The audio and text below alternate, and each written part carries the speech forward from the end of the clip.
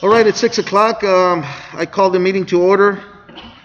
In accordance with the order of the Office of the Governor issued on March 16, 2020, the City Council of Cotulla, Texas will hold a regular meeting at the Alexander Convention Center, 290 North IH 35 Access Road, Cotulla, Texas, 78014, at 6 p.m. on Thursday, July 23rd, 2020. Council will have the option to attend in person or by conference call. The citizens of Cotulla will also be able to listen in to the meeting by video conference.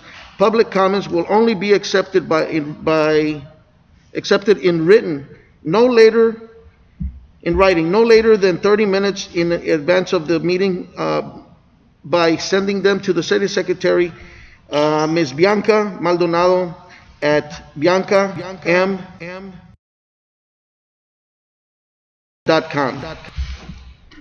Roll call. I believe we have Mr. Ayala is excused today. Yes, he apparently twisted his leg and it's swollen and he can't walk. His doctor told him to stay home. I need a motion to approve an excuse for Mr. Ayala. I need a first motion. First motion made by Mr. Gonzalez. I need a second. Second by Mr. Juan Garcia. All in favor say aye. All opposed say nay. All other members are present and Juan Garcia is on phone attending the meeting. Thank you very much, Mr. Garcia, by attending by phone. At least that shows initiative on trying to be present for the meeting. So, thank you. Moving on to item number 3. Will everybody please join me in the Pledge of Allegiance? I pledge allegiance to the flag of the United States of America and to the republic for which it stands, one nation, under God, indivisible, with liberty and justice for all. Citizens to be heard. In order to limit the number of people in attendance per Governor's order, public comments will only be accepted in writing no later than 30 minutes in advance of the meeting by sending them to City Secretary Bianca Maldonado at biancam.citysecretary@gmail.com. City Council cannot discuss any present issue, nor may any action be taken on any given issue at this time. Is there any citizens to be heard? I only have one comment. I was, not a comment, but a question. I was approached by one of our citizens and asked me what is an update of what's going on with Mustang Creek. Sir, do you have anything to say on that, sir? If you will recall, we ended up doing purchasing of the properties along Mustang Creek over 2 years.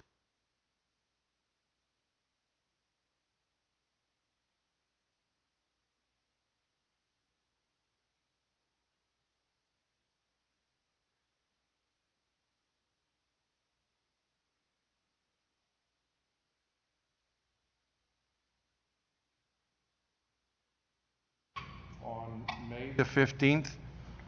They're currently being reviewed.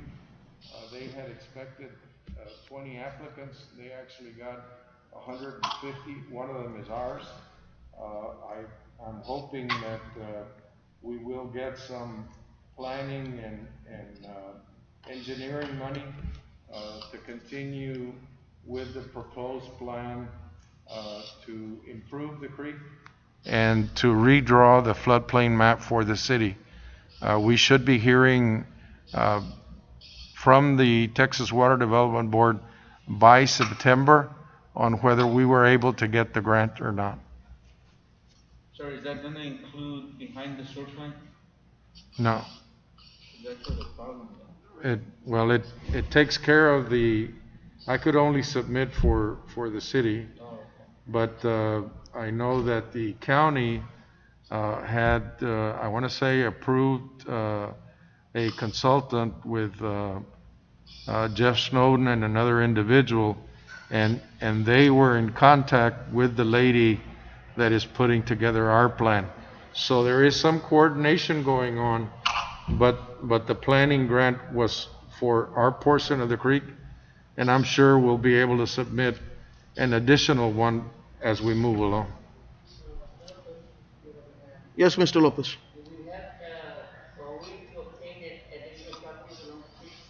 No, I believe we have obtained all the necessary properties with the exception of one that is at the very end, and that's got some other legal issues that we may try to resolve. But all of the land that is needed for the project has been acquired.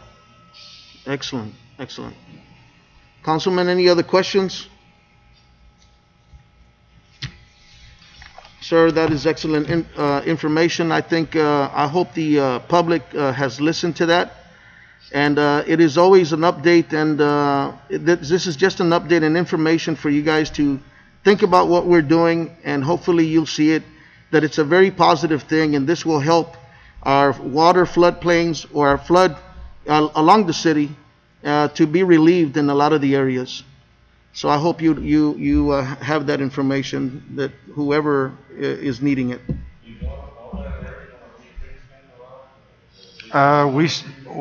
We've fenced part of the area, and eventually all of it will be fenced. No. Probably you'll have combinations of whatever it is, and that's part of the planning process. Because what you have to do is you have to determine the amount of water that's moved down through the creek, and the general purpose is to drain the creek as quickly as possible. So many times what you do is you don't channel the creek in concrete. That is something that is not acceptable anymore. And you generally just put something called a pilot channel, which is about a 10 to 12 foot swath of concrete down the middle of the creek, and that's what helps drain it. And then you develop the sides either by doing grassy sod or doing sidewalks or doing like a linear park or whatever may be available for the use of the community. So you try to make the best use of that land, and it doesn't all go to just flood drainage. Well, thank you for that information. Councilman, if there's no further questions. On, we can just, information on the white birds that was approached today. On the what? Los pájaros. White birds? If there can be any, you haven't talked to that guy, the owner, he won't let us in with a letter? He's in Korea, from what I understood the last time I met with him. And the project that we have going on in that area is going through the environmental assessment now. It'll come back with no things found. I couldn't acquire the property because it was not in the grant submittal. And so as soon as the environmental assessment is approved, we'll be out on bids, and we're basically gonna pay the alley, Ortiz, and we've got a pipe that goes in there to drain into that other piece that we had already constructed. After we finish that, we're gonna go back and do the other piece. But the current grant that we have won't allow me to acquire that land or to even get an easement. But the end result is to take all of the drainage out of there. I'm not sure if that's gonna solve the problem. Right. What part is that? It's On the Sanchez where Barbecue. there's Okay. a drain pipe that crosses the railroad. Yeah. Ahí están los pájaros. And there's some white birds that were there that were moved from the area in Huddleston where they used to congregate, and now they come there. And they die there, and I don't know. Está bien, huele bien feo ahí. It's really bad, La resident que vive ahí. Yeah. She asked you. but it's private property. Yeah. It's private. Well, just to make sure, that was just information for the public to know. Hopefully you'll appreciate that information. Moving on to item number 5, discussion and possible action to amend the current Mario declaration of local state of disaster due to public health emergency. Mr. Mayor, our current declaration is set to end July 31st. There is an ongoing concern that the spikes related to the coronavirus have not abated, that they continue to surge. There are counties to the south of us that are in very deep trouble. Some of them have already exceeded their capacities. The county of Hidalgo, which is not one of the most populous counties in the state, is ranked third in the number of deaths, behind Harris County and Dallas County, that have populations 3 or 4 times the amount in Hidalgo County. They had 45 deaths on Tuesday. They had 35 deaths on Wednesday. They, I believe, are going to be in excess of 30 today. The situation is so critical that they have been bringing in refrigerated trailers in order to store the bodies. The people at the funeral homes are exhausted. Some of them are getting the virus through their handling of the bodies. Some of their crematoriums have cratered, have broken down because of the excess heat and the number of bodies that are being cremated. And so it's really a disastrous situation that is particularly heavy there, but it's occurring in other parts of our state. I remember when we did the declaration here, I want to say we had 2 or 3 people that had the virus. I know that in the last week, we have had 2 deaths in particular here that are hard to take. They're people that we all personally know. One of them was a former city employee who had retired, and she was buried last week. I want to say she died Sunday. I want to say she was buried on Tuesday. A former councilman, Lucio Cabello, personal friend to all of us, passed away, and he was buried on Monday. I ask you and the community to keep him and their families in their prayers, and may they rest in peace. And so we know it's here. We know it's affecting our community. We know that the things that we're trying to do are for the benefit of the whole, trying to protect the whole. And in particular, the reason we have the item on the agenda tonight is because, number one, the declaration will end on the 31st. We generally do a 30-day timeline to kind of see how the things are progressing, whether we're surging, whether we're plateauing, whether we're seeing a diminishing of the virus. I don't believe that we're going to see any diminishing whatsoever until the vaccine is done, and even when the vaccine is done, that people choose to take the vaccine in order to try to stem the surge of the virus. On top of that, the Texas Education Agency has sent a letter to the school districts asking them to reopen the schools. And in that process, the different city leaders, county leaders have asked the governor to allow them to intercede in their particular situations and make local decisions based on what they see are the needs of their particular communities, and to try to do whatever they can in their local power to stem the flow of the continued growth of people being affected by the virus. You know, it's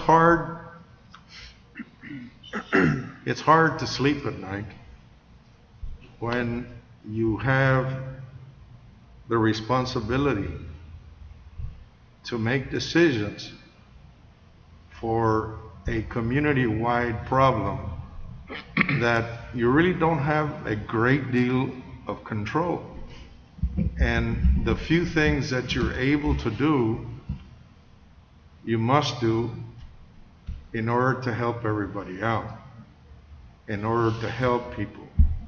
Because the worst thing that can happen in Cotulla today is that hospitals like Frio Hospital reach capacity, hospitals in San Antonio reach capacity, hospitals in Laredo reach capacity, and you have people here that are very sick that are not able to gain entry to any of them.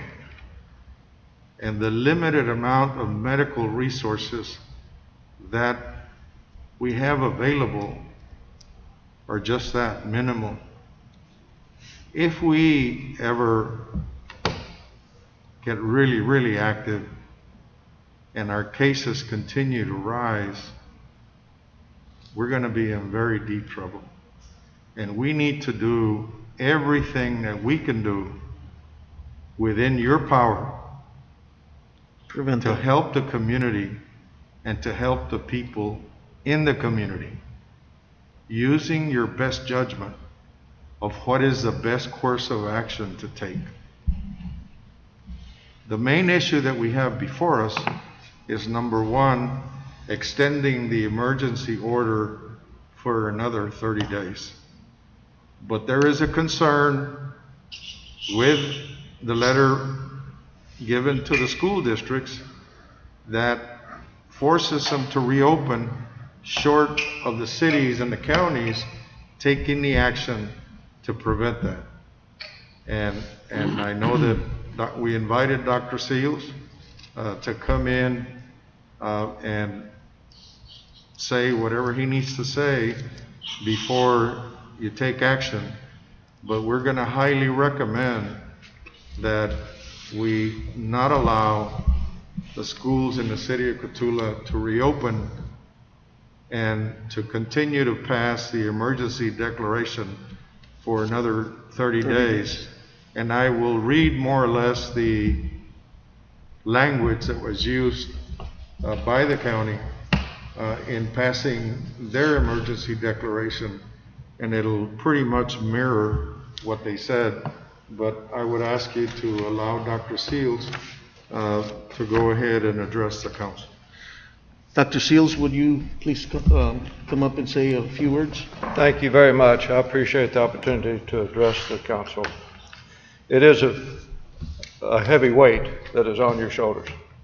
The safety and the health of the community is nothing short of number one priority. I know that, and I appreciate that. And what I would ask in consideration, if y'all do determine that it's in the best interest of the community to close the schools, I would ask that you consider closing it to the students, but allow the staff to come up and teach from their classroom. It would be an empty classroom that's, theirs, and we do have protocols for protection and all of that. But it's a different time. It's a different time. And I couldn't hear all that Mr. Dovalina said, but in previous conversations that I've had with others, I think this is something that is going to potentially come and go in these waves. It's not going to just run its course and then everybody's back to normal. We need to be thinking about how we're going to handle these things, and I'm thinking from the school's perspective. And it would really help our teachers, I think, to be able to teach from their classroom where they have all the resources and things like that. Reliable internet, those kinds of things. On the teachers teaching from the class, are they gonna be teaching for those students to be at the house with a laptop or some kind of resource? Yes, sir. The teachers would be teaching, if the schools are close to students, where they are by the county now till probably mid-August sometime. The school is prepared to ensure that every student has a device. Our difficulty is trying to make sure they have internet. And you can have a hotspot, but you have to have good cell strength to run that hotspot. And we have students that are out in remote areas where they don't have that. And for those students, we'll probably have to continue the paper packets. Continue to what, sir? Paper packets. Those are for the people that don't have access to internet or a computer. They're gonna be giving them a packet of homework so they can continue doing their education. Yes. That's what I'm trying And to then they would send that back in. back to the teacher. Dr. Seals, would the school be supplying tablets or anything of that Yes, sir, nature? we're prepared to do that. We've done a survey of our homes, of our families, and we had a pretty good response to the survey. I think we have about 750 families and about 450 responses. So that was pretty good, I thought. And about 60%, I'm going by memory, about 60% of our families say we have devices at our house and we have internet at our house. And so we're looking at those students, going to target those students first that need help. We are working with the TEA to try to get bids with the economy of scale through the state of Texas and the purchase of different devices, Chromebooks, for example, hotspots, for example. We have already sent in our order. I think it was 220 Chromebooks and 120 hotspots. No, 240 Chromebooks and 120 hotspots. And the TEA in the state of Texas, through I think the CARES Act, is going to help us with the cost of that. Not pay it all, but help us, which is much appreciated there, because we have to have one way or the other. And do you have an exact date when you're gonna start that, or? School is slated currently to begin August 10th. And I'm not going to stand before you and say, yes, I know that that's going to happen then. It may be that the board decides to push it back a week or two or something like that in order to give time for this equipment to come in, if it comes in then. Or they may decide it's too early. But for whatever reason, they have the authority to push it back a little bit. So what about sports? In my opinion, I cannot speak for the board. In my opinion, if we don't have students able to come to school for fear of coronavirus, we can't have them out on the sports fields for. So I've been listening and hearing a lot of that. And UIL has left it basically in the district's hands. Okay. And So if there's no school, there's no. that's my opinion. Right. But it's only logical. Yeah. Going back to Mr. Dovalina's comments, yes, we're leaders. We need to do what is best for the community, for the citizens, for the children, for the teachers. But I think as leaders, we can only do so much. then that's where the community comes in and does their part. And I think that's the hardest part, is to get the community to the mask, the hand sanitizing, the distancing, and, and like I commented on our last meeting, that we got used to carrying a phone. Now we're going to have to get used to carrying a mask. So, I think we're all going to do what is best for the community, the district, the county. So that's what I wanted to say. Thank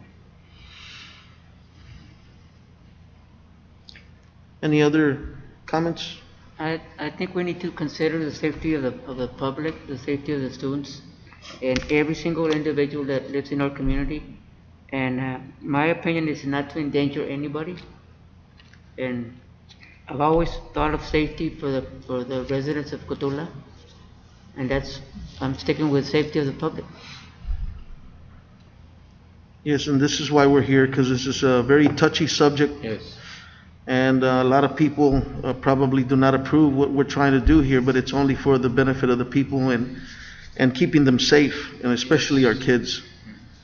So is there any other questions for Dr. Seals? I want to make another comment. And we need to be sure, and we need to be aware. We had an incident at the county. Summer Help, his dad came back positive from the oil field.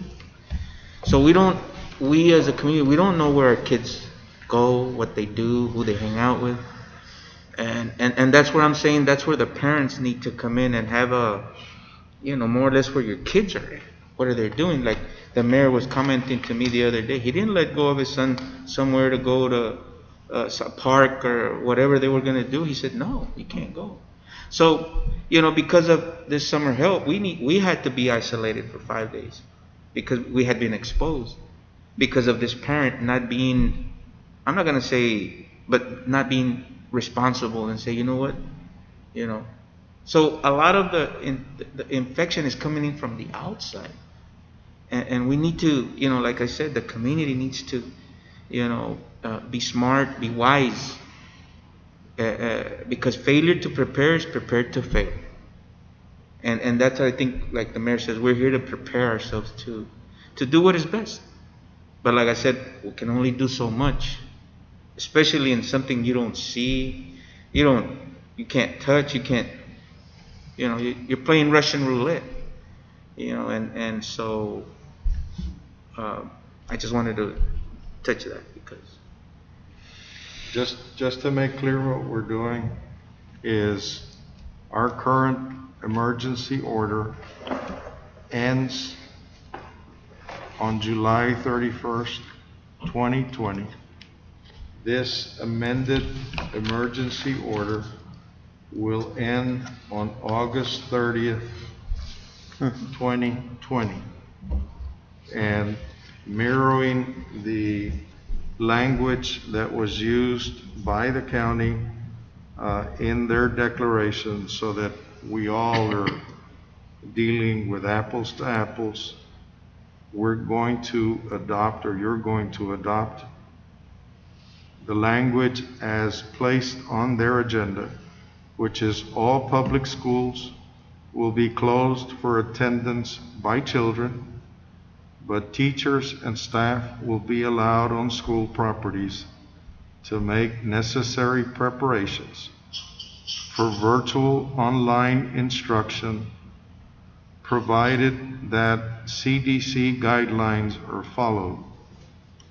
And that would be amended into the order prepared by our attorney to end August the 30th. So that means that all the schools in the school district or in the city limits of Cotulla, which includes the high school and the elementary school and the middle school, will remain closed. And Ensenada. Except, no, we don't have any jurisdiction over Ensenada. Will remain closed except for virtual instruction until the 30th of August, 2020. That's for the new declaration, right?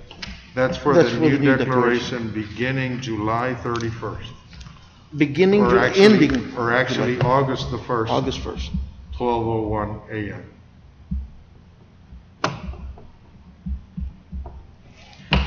And short of there being a vaccine, I don't think this thing is going to subside anytime soon. No, Yeah. Just my personal opinion. no, I agree.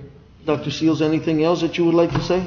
Thank you for allowing me the privilege of addressing the council. It was our pleasure having you, sir. Thank you.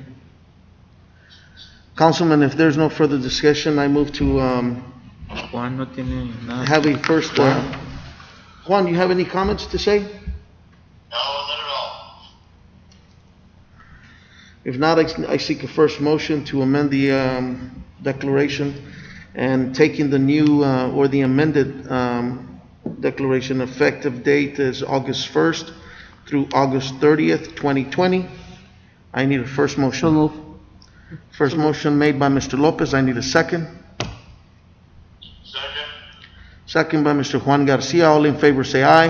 Aye. All opposed say nay. Motion carries. Well, thank you very much for that one. It is now 6:32. Meeting is adjourned.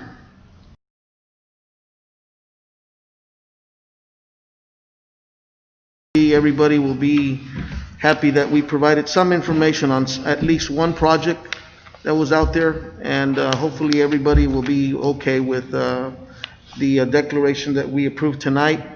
May everybody stay safe. May God bless you all, and thank you all for listening. Mayor, before we adjourn the meeting, I would ask. Just a second.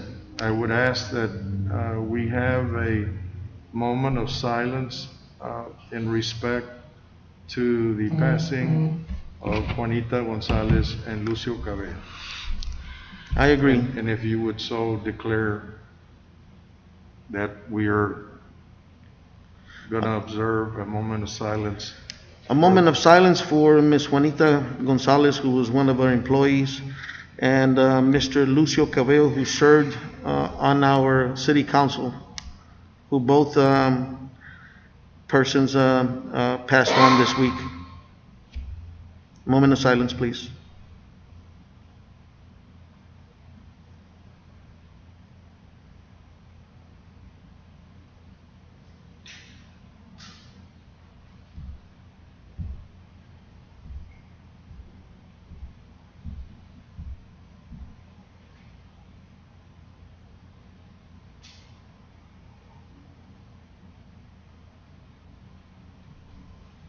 Amen. Amen. Amen. Thank you all for what you do. Appreciate everything. Thank you, Dr. Thank you. It is now 6:34. Meeting is adjourned. Thank you all for listening.